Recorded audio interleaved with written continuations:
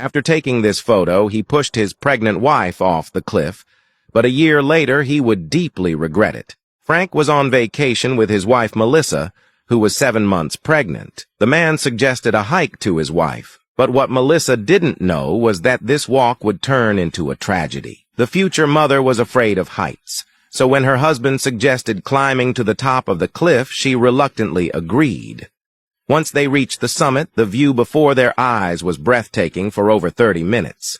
The couple took selfies. They seemed happier than ever, but Melissa was unaware of what Frank had in mind after one last selfie. The man pushed his pregnant wife off the cliff he called the emergency services, claiming Melissa had lost her balance and slipped from the mountain by the time help arrived.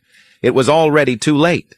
The man had lost his wife and the child she was carrying, but a year later he would receive news that would make him deeply regret his act. He, who thought he would be considered innocent, was just arrested. The police had found a potential motive. Melissa had a life insurance policy with Frank as the sole beneficiary. He had asked the insurance company to pay out the sum shortly after his wife's death. On the day Melissa died, a tourist had filmed Frank luring the woman to the edge of the cliff.